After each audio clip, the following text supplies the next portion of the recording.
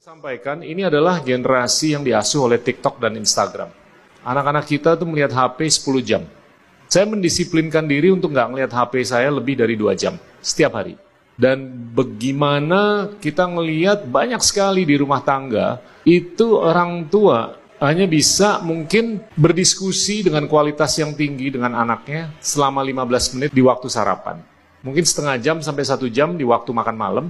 Sisanya mereka ngelihat platform yang dilihat oleh lebih dari 3 miliar orang tanpa editorialisasi. Dan kalau itu tidak tereditorialisasi, ya kita harus sadar bahwa anak-anak kita atau kalian itu terekspos dengan konten-konten yang kalau menurut saya kurang bijaksana. Dan ini sudah berkorelasi dengan tidak sehatnya kemajuan-kemajuan dalam 3 pilar. Yang pertama tentunya di kalangan anak muda yang sudah semakin terpolarisasi. Dan ini berkorelasi dengan tingkat depresi, tingkat anxiety, tingkat bunuh diri yang meningkat secara berarti. Ini empiris, ya kan?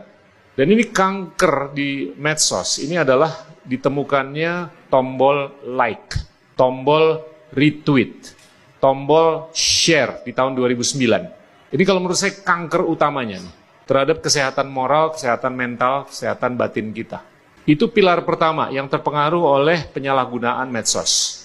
Saya bukan mengatakan bahwa medsos itu jelek secara absolut atau universal, tapi kejelekannya ada dalam sesuatu yang bisa dibikin bagus. Pilar kedua yang terpengaruh oleh medsos, ini adalah pilar pendidikan, di mana polarisasi itu sudah nyata di kalangan akademisi, yang sayap kanan dan yang sayap kiri. Yang mana tidak terjadi spektrum percakapan, spektrum ide. Tapi intelektual-intelektual di seluruh dunia, khususnya di bidang tersier atau universitas, itu yang ke kanan, semakin ke kanan ideologinya. Yang ke kiri, semakin ke kiri ideologinya. Nggak ada sentra ataupun sentralisasi.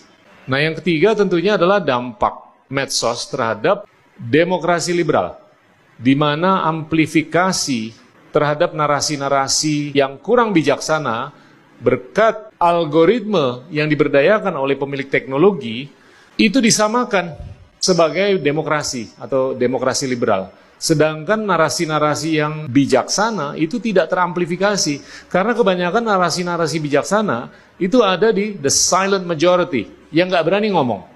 Nah, kita ekstrapolasi aja 10, 20, 30 tahun ke depan. Ini akan menyongsong era-era di kemudian hari di mana posisi kepemimpinan itu lebih berdasarkan festivalisasi ataupun sensasionalisasi, bukan intelektualisasi. Ini bahaya untuk bukan hanya anak-anak saya aja, tapi untuk anak-anak kalian. Apakah kita mau milih pemimpin warga yang hanya bisa joget, tapi nggak bisa berdebat? Nah itu kalau menurut saya resiko yang harus kita sadari dan harus kita sikapi ke depan. Dan ini nggak unik dengan Indonesia, ini udah kejadian di seluruh dunia.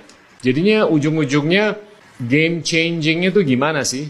Ya dibudayakanlah budaya baca buku dan dibudayakanlah kapasitas seseorang untuk bisa menunjukkan keterbukaan. Agar kita bisa melihat diri kita sendiri dengan introspeksi semestinya, gue nih kekurangannya di sini, untuk ngisinya gimana?